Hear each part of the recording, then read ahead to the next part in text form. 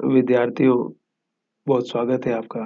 मैं doctor Kalulal Kulvi, UGC NET Hindi की परीक्षा के लिए और तमाम परीक्षा के लिए आप हमारे चैनल पर आइए। सब्सक्राइब करना है, लाइक करना है, शेयर करना है। देखिए, प्रैक्टिस कितना ज़रूरी है। संगीत के बारे में आप जानते हैं ना कि संगीत में लोग कहते हैं कि रियाज़, जितना अच्छा रियाज़ करोगे उतने ही अच्छे मास्टर बनोगे तुम। और राज कपूर बार-बार ये बात कहते थे कि मेरे पिताजी कहते थे कि जितना तुम नीचे दर्जे से शुरू करोगे ना, एक दिन सबसे ऊपर चले जाओगे। इसलिए जब हम ग्राउंड से शुरू करते हैं ना, बेस से, जो कार्ल मार्क्स कहता है ना कि अगर हमारा बेस सही होगा ना तो ऊपर सुपरस्ट्रक्चर भी बहुत अच्छा बना सकते हैं। इसलिए रियाज़, प्रैक्टिस और कर्मा, संस्कृत में कहा जाता है ना कर्मा का कितना महत्व है, इसलिए कर्मा पर ध्यान देना है। अगर हम कर्मा पर ध्यान दे रहे हैं तो बाकी सारी चीज़ें भी अपने आप अच्छी होती चली जाएगी। हिंदी नवजागरण की बात हम बार-बार करते हैं। आपके यूजीसी के लिए भी और बाकी परीक्षाओं के लिए भी और ख़ास तौर से समझ के लिए भी 1857 की जो क्रांति, इसको क्रांति भी कहा जाता है, गदर भी कहा जाता है और ब्रिटिश हुकूमत के खिलाफ एक बहुत बड़ा विद्रोह था और उसमें अंग्रेज़ सरकार ने न जाने या अंग्रेज़ उसमें तो ईस्ट इंडिया कंपनी का राज था ना, बाद में उस विद्रोह के होने के बाद ब्रिटेन की महारानी ने भारत में जो राज था वो सीधा अपने कब्ज़े में ले लिया था। लेकिन उस राज की सफलता यानी कि ब्रिटिश कंपनी जीत जाती है ना, तो उसने न जाने कितने हिंदुस्तानियों को सरेआम सड़कों पर, राहों पर लटका दिया था उल्टा फांसी और बंदूक की तोपों से उड़ा दिया था उसने।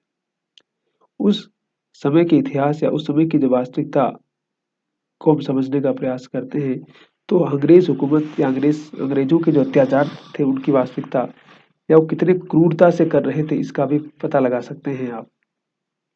तो जिसके पास सत्ता होती है ना, वो कितना क्रूर हो सकता है। और कहा गया ना कि सत्ता बंदूक की नाल से ही आती है और सच में वो ज़माना था कि बंदूक की नाल से ही सत्ता आती थी। अंग्रेज़ों ने भारत पर जो पूरा कब्ज़ा किया वो शक्ति के दम पर ही किया है। फूट डालो और राज करो के दम पर किया है।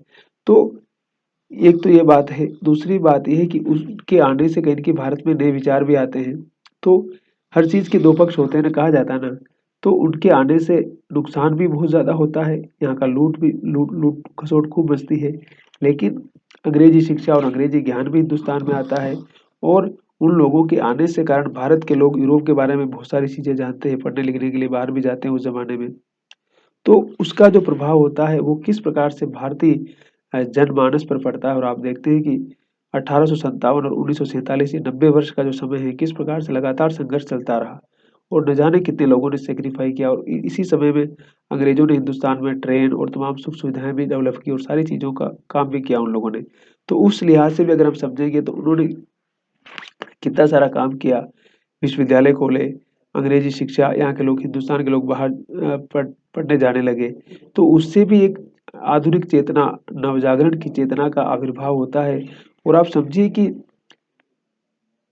एक जो संकुचित जो मानसिकता का जो स्वर था वो धीरे-धीरे कमतर होने लगा और उसके बाहर निकल कर के बाकी सारी चीज़ें हिंदी प्रदेश से बाहर निकल कर के भारतीय जो इंडियन आइडेंटिटी की हम जो बात करते हैं, वहाँ तक लोग पहुँचते हैं।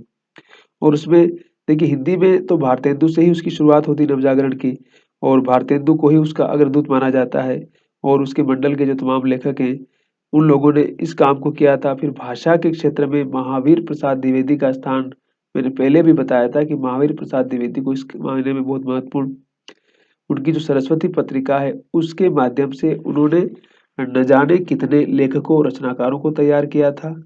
फिर बाकी सारी चीज़ें तैयार की थी उस लिहाज से भी और आर्य समाज की स्थापना राजा राम मोहन राय यानी कि बंगाल के रास्ते ही सारी चीज़ें कहीं कि हिंदुस्तान में धीरे-धीरे स्प्रेड होती है। फिर भारतेंदु ने वैष्णव भक्ति के माध्यम से भी सरस्वती पत्रिका की बार-बार हम बात करते हैं। लेकिन सरस्वती पत्रिका के साथ-साथ भारतीय भाषाओं में ऐसी बहुत सारी पत्रिकाएँ थी। उन्होंने भी भाषाओं के निर्माण में और राष्ट्रीय नवजागरण के लिए अपना बहुत महत्वपूर्ण योगदान दिया। तो उसको भी हमें समझने की आवश्यकता है। तो रामविलास शर्मा ने भी इसको कहा है और रामविलास शर्मा के इस हिंदी नवजागरण को कई लोगों ने बाद में कहा कि ये सिर्फ़ हिंदू नवजागरण था, कि हिंदू समाज को जगाने के लिए हिंदू जो आजकल हिंदू राष्ट्र की जो माँग चल रही है ना कि हिंदू राष्ट्र बनाया जाए भारत को। अगर पाकिस्तान मुस्लिम बन सकता है तो हम हिंदू राष्ट्र क्यों नहीं बनाएँ, है ना? तो रामविलास शर्मा की जो राइटिंग है पूरी, वो नवजागरण की बात करती है। नवजागरण का मतलब समझ गया, मतलब नया विचार लेके आना, नए समाज में एक नया सोच, नई सोच के साथ आप आ रहे हैं तब। और वो किस तरह से, चाहे क्रांतिकारी रूप में आए, चाहे आप परंपरागत रूप में आए, लेकिन समाज को ट्रांसफॉर्मेशन की प्रक्रिया के अंदर लेकर आना। और भारतेंदु ने, मैंने कहा ना कि भारतेंदु किस प्रकार से नई चाल में चलने की बात करते हैं, और उस लिहाज से भी भारतेंदु का बहुत महत्वपूर्ण योगदान है। और देखिए भारतेंदु कहीं न कहीं ब्रज भाषा से हिंदी खड़ी बोली में आ रहे हैं, रीतिकालीन चेतना से आधुनिक चेतना की तरफ आ रहे हैं, पद्य से गद्य की तरफ आ रहे हैं, है ना? और अंग्रेज शासन की वास्तविकता को भी समझ रहे हैं, और भारतीय समाज या भारतीय लोगों में जो अंधपन है उससे बाहर निकाल करके लोक परंपराओं के माध्यम से, नाटक जैसी विधा के माध्यम से वो नवजागरण की अवधारणा को, हिंदी नवजागरण को एक महत्वपूर्ण स्थान दे रहे हैं। तो उस लिहाज से अगर हम समझेंगे तो भी उसके सामने बहुत सारे स्वरूप, बहुत सारे विचार, बहुत सारी बातें हमारे सामने आती हैं। और 1850 में पैदा होते हैं और 1885 में तो मृत्यु ही हो जाती है। मात्र 35 वर्ष की उम्र मिलती है भारतेंदु हरिश्चंद्र को। उसमें न जाने कितने नाटक, न जाने कितने अनुवाद, न जाने कितनी कविताएं। लेकिन ये अच्छा था कि वो आर्थिक रूप से एक संपन्न परिवार से थे, तो उनके सामने आर्थिक जो समस्याएं आती है उस तरह की समस्याएं नहीं थी। अब देखिए हिंदी नवजागरण या हिंदू नवजागरण जिसको कहा जाता है, उस पर बहुत सारे आरोप भी लगते हैं कि ये सिर्फ एलिट क्लास का नवजागरण था, है ना? भद्र लोग उसको कहते हैं, हमने मतलब बांग्ला में उसको भद्र कहते हैं, कि बांग्ला का जो एलिट क्लास है, अभिजात्य वर्ग है, जो उच्च वर्ग है, जो कुलीन वर्ग है, उसको भद्र लोग भी कहा जाता है। तो कहता है कि ये सिर्फ उन लोगों के लिए अपने था, कि अपने उनके अधिकार छीन रहे थे ना।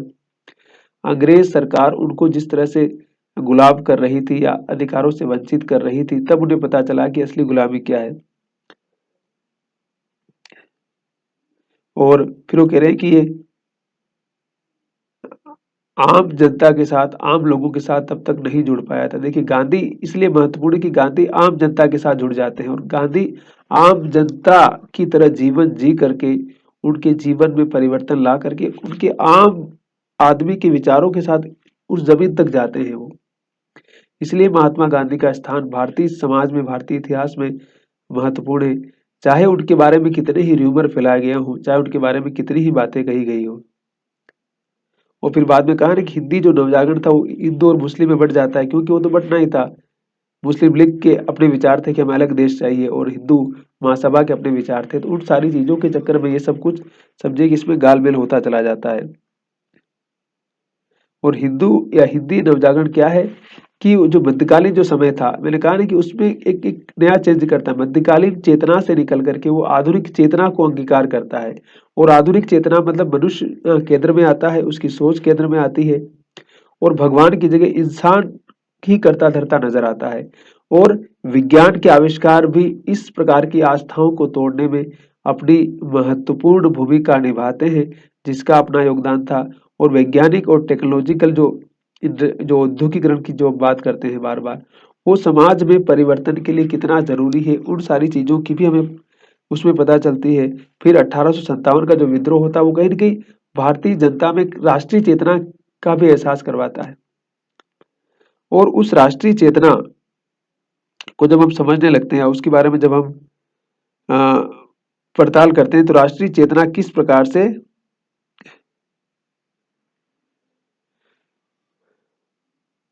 अखिल भारतीय स्तर पर स्प्रेड होती है। देखिए ये भी समझने वाली बात है कि अंग्रेजों के आने से पहले भारत तो छोटे छोटे किंगडम में था, छोटे छोटे राज्य थे ना। कि ये हैदराबाद का अलग साम्राज्य है, मराठा अलग है, इधर मैसूर का नवाब अलग था, फिर टिप्पू सुल्तान बाद में आता वो अलग था, है ना? तो मैसूर वाडियार का राज्य अलग था, तो उधर केरला में अलग था। दक्षिण की बात अगर करें तो, है ना? उत्तर भारत में सब अलग अलग थे। मध्य प्रदेश का अलग था, ग्वालियर का अलग था, उदयपुर का अलग था, जयपुर का अलग था, यूपी में सब अलग थे, बनारस का अलग था। तो कुल मिलाकर के भारत जो कहते हैं ना कि 565 जो रियासतें, जिसको सरदार पटेल साहब ने हिंदुस्तान में मिलाया था, और बंटवारा हो गया था तो न जाने कितनी रियासतें पाकिस्तान में चली गई, तो उनको तो गिना ही नहीं हमने। लेकिन भारत में जो मिलती है वो 565 रियासतें मानी जाती है। तो कहीं ना कहीं 565 जो छोटे छोटे राज्य थे, उन राज्यों ने मिलकर के एक राष्ट्रीय चेतना, या उन्होंने समझा कि हम पूरा एक देश है, और ये देश समझाने की जो प्रक्रिया थी वो कहीं न कहीं औपनिवेशिक साम्राज्यवाद या अंग्रेजों के द्वारा ही पूरी की गई थी। अंग्रेजों ने ही सबको एक एक सिरे में बाँधा और आपको पता है कि पहले राजधानी कलकत्ता हुआ करती थी और 1911 में फिर दिल्ली वो लोग लेकर आते हैं अपनी राजधानी और फिर राज दरबार भी लगाते हैं और फिर इंडिया गेट बनता है, गेट ऑफ इंडिया मुंबई में बनता है, फिर पार्लियामेंट भी बनती है। 1911 में उसका भी काम शुरू होता है और 1930 के आसपास वो बन के तैयार होती है। और आपको मालूम ही है कि अंग्रेज उस समय तक सोच रहे थे कि हम हिंदुस्तान छोड़कर जाने वाले नहीं है। ठीक है, तो फिर हम नवजागरण की बात करें तो उस या भारतीय नवजागरण की चेतना में अंग्रेजों का भी अपना योगदान है, ऐसी बात हम नहीं कह सकते। इसीलिए देखिए कि आज सारे लोग इंग्लैंड पढ़ने जाते हैं, अमेरिका पढ़ने जाते हैं। तो कहीं न कहीं वो आगे की चेतना को वो लोग लेके चल रहे थे और आगे की चेतना के माध्यम से ही वो ईसाई धर्म के माध्यम से शोषण का एक पूरा तंत्र उन्होंने पैदा किया था। कहते हैं कि और ईसाई या अंग्रेज एक बात कहते थे हमेशा कि हमें तो उस खुदा ने, उस ईसा मसीह ने कहा है कि तुम दुनिया में करुणा का प्रसार करो, असभ्य लोगों को सभ्य बनाओ, है ना? तो इस प्रकार से उन्होंने बहुत सारे लॉजिक दिए और जब उन्होंने बहुत सारे लॉजिक दिए तो उन सारे लॉजिक के साथ बहुत सारी चीजें अपने आप बदलने लगती है, उनमें अपने आप परिवर्तन आता है। तो हिंदी नवजागरण की हम बात करें तो फिर वही बात आती है। तो नई चेतना का प्रसार होना, खड़ी बोली का विकास होना, आधुनिक चेतना, वैष्णव तदी समाज की बात करना, अंग्रेजों के खिलाफ एक खास तरह का विद्रोह भाव पैदा होना फिर धीरे धीरे। और भारतेंदु ने ये नाटक के माध्यम से काम किया, संस्कृत, बांग्ला और अंग्रेजी को के नाटक खूब हिंदी में अनुवादित किए उन्होंने। और हिंदी मैंने कहा ना कि नवजागरण का मतलब ही है कि लोगों को एकत्र करना, चेतना पैदा करना उनके अंदर।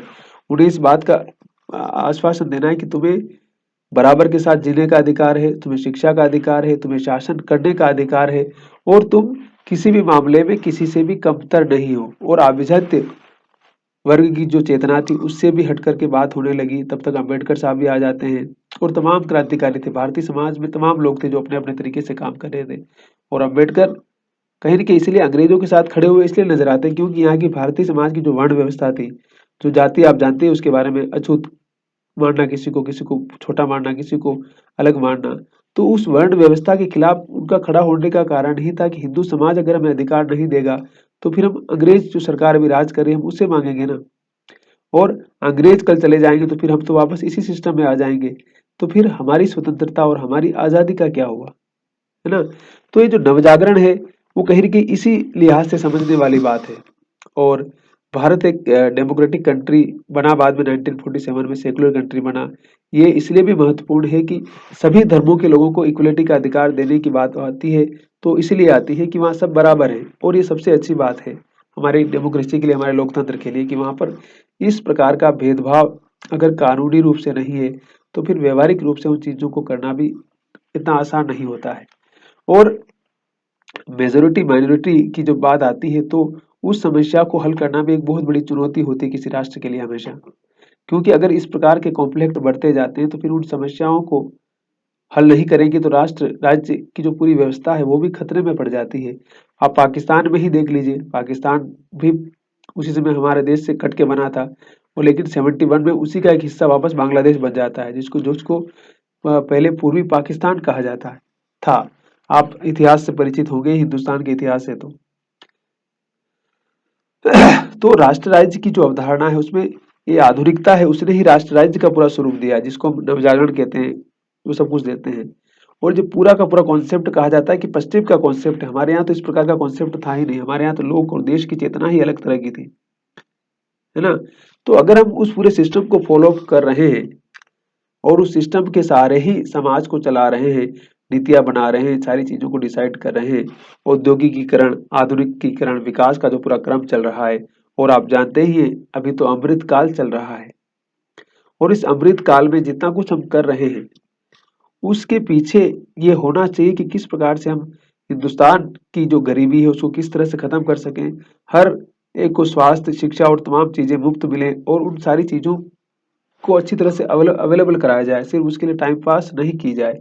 सिर्फ कागजों पर ही उन चीज़ों को बनाने से हम भारतवर्ष को महान देश नहीं बना पाएँगे। तो ये सारी चीज़ें भी समझने वाली बात है। अगर चाइना अ, कम्युनिज़्म के साथ-साथ कैपिटलिज़्म की तरफ बढ़ रहा है, तो हिंदुस्तान भी बढ़ रहा है, ऐसी बात नहीं है। लेकिन चाइना ने जिस तरह से चीज़ों को डेवलप किया उतना शायद हम नहीं कर पा रहे हैं। तो कहीं न कहीं हमारे कहते हैं ना कि हमारी इस प्रक्रिया में कुछ जो प्रोसेस में कमियाँ हैं उसको दूर करने की आवश्यकता है। चाइना 1949 में आज़ाद हुआ था और हम तो 2 साल पहले हुए थे, लेकिन आज चाइना की इकोनॉमी और बाकी सारी चीज़ों को देखिए आप, हर जगह उनका इन्फ्लुएंस बढ़ रहा है। तो कहीं न कहीं उसके सिस्टम में एक क्रिएटिविटी भी है, बहुत सारी चीज़ें हैं, तो उनको भी समझने की आवश्यकता है। तो जिसको हम नवजागरण कहते हैं, जिसको हम नई चेतना कहते हैं, वो हमेशा अपने आप को परिमार्जित करती रहती है। ऐसा नहीं कि हम आज भी 1857 की चेतना के साथ जी रहे हैं। वो उस समय एक नई चेतना थी, लेकिन आज जब 2025 में हम आ गए हैं, तो वहाँ से जो कुछ मिल रहा है, उस विचार को ग्रहण करने के बाद आज जो इतना कुछ विकास हो चुका है, जितना कुछ डेवलपमेंट हो चुका है, उन सारी चीज़ों को समझ कर के अब हम आने वाले 50 साल के बाद क्या स्थिति होगी, उसके लिए हम हमें अपने आप को तैयार करना है। उन सारी परिस्थितियों के लिए आज तैयार करेंगे, तब वहाँ जो आने वाली समस्या है, उनका हम सामना कर पाएँगे। क्योंकि हम जितना सीखते जाएँगे, जितना समझते जाएँगे, वो सारी चीज़ें हमारे लिए उत्तरोत्तर महत्वपूर्ण होती जाएगी। ठीक है? तो नवजागरण की समझिए कि मैंने कुछ एक नई परिभाषा देने का प्रयास किया आपके लिए। बाकी तो आप गूगल करेंगे, आप जाएँगे कि पुस्तकों में तो बहुत सारी परिभाषाएँ, निर्धारित परिभाषाएँ मिल जाएँगी आप। जिसको रेनेसाँ कहा जाता है, जिसको नवजागरण कहा जाता है, जिसको पुनर्जागरण कहा जाता है, जिसको एनलाइटमेंट कहा जाता है। उसका मतलब ये है कि आप कैसे अपने आप को रीडिफाइन करेंगे जब नई परिस्थिति आपके सामने आएगी, जब नई चीज़ें आपके सामने आएगी तो उन सारी चीज़ों का सवाल, उन सारी चीज़ों का जवाब कैसे देंगे आप? और उन सारी चीज़ों का जवाब देने के लिए आपको अपने आप को किस तरह से तैयार करना है?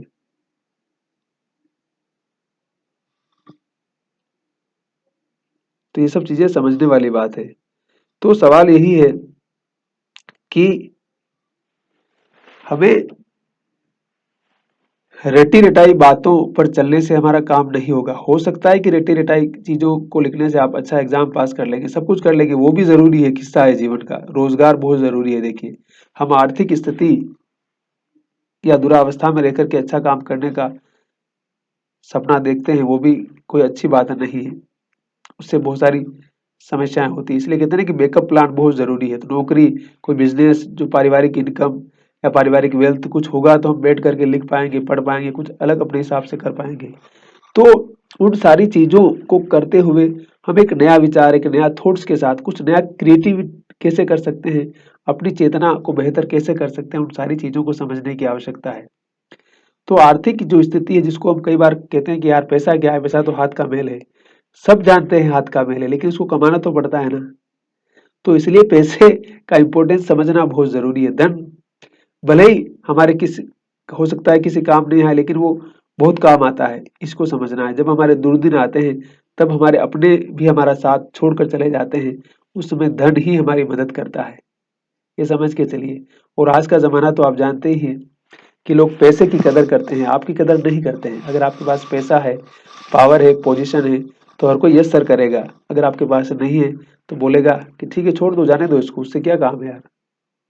इसलिए कि जो और ये नगरीय सभ्यता, यहाँ तो धन की बहुत कीमत है बाबा। ये सब कुछ यहाँ आपकी चमचागिरी भी होगी तो आपकी पोजीशन से होगी, आपके पास पैसा है तो होगी। अगर आपके पास नहीं है तो आप कितने भी महान महान हैं, आपको कोई पूछने वाला नहीं है। ठीक है? तो मेरे कहने का मतलब ये है कि हमें समाज की वास्तविकताओं को भी समझने की आवश्यकता है, जीवन की वास्तविकताओं को भी समझने की आवश्यकता है और बाकी तमाम संदर्भों को, बाकी तमाम चीज़ों को समझने की आवश्यकता है। अगर हम सारी चीज़ें समझ लेते हैं तो फिर उसके आधार पर बाकी सारी चीज़ों की भी हम पड़ताल कर सकते हैं। ठीक है? तो वीडियो पूरा देखिए, सुनिए और मस्त रहिए और अपना ख्याल रखिए और हमारे साथ जुड़िए।